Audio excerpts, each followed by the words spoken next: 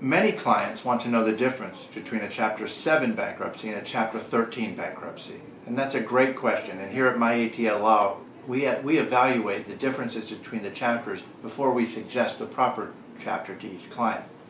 A Chapter 7 bankruptcy is what many people think of when they think of bankruptcy. It is essentially a liquidating bankruptcy that gets you a fresh start. What it means is I have too much debt now, and then at the end of this bankruptcy, I want to start over and not pay my debts. And that's what a Chapter 7 allows you to do. Now, there are certain qualifications and certain conditions that we will walk through all clients, of course. But a Chapter 7 is best for someone who is making low or no income now, but believes in their future they'll have more income. That's a perfect candidate for a Chapter 7 before your income increases. Now, a Chapter 13 bankruptcy is different than a Chapter 7. Chapter 7 is fast. A Chapter 13 is slow. And for some clients, they say, oh no, I don't want a slow bankruptcy. But other clients say, a slow bankruptcy sounds perfect because it will stop the phone ringing. Some of them are 3 years or 5 years, and during that time you will be rebuilding your credit so it can start over, and you will be avoiding all of those creditor phone calls and lawsuits.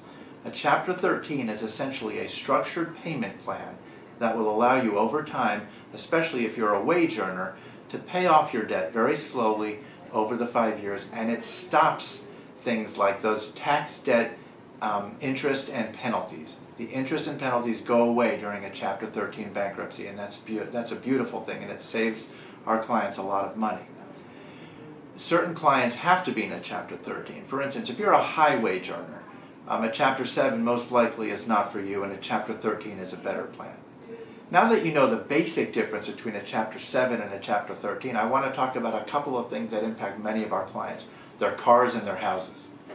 If you're in a long-term car payment plan, you can keep your car in both a Chapter 7 or a Chapter 13. In a Chapter 7, you must be current on your car when you file, and you must stay current on your car afterward. Again, that's the fast bankruptcy. In a Chapter 13, a slow bankruptcy, if you're not current on your car, it's okay. You can catch up over time, and in many cases, we can lower your car payment in a Chapter 13. I'm going to say that again. Your Chapter 13 case can lower your car payment. With regard to your homes, you can stay in your house in both a Chapter 7 and a Chapter 13. Both will stop a foreclosure, but for a Chapter 7, it may be a short-term stall of that foreclosure, a delay.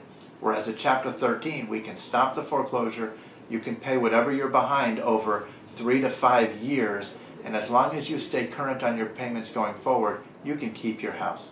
There are many other differences, but here at Atl Law, we can help you decide which chapter is best for you.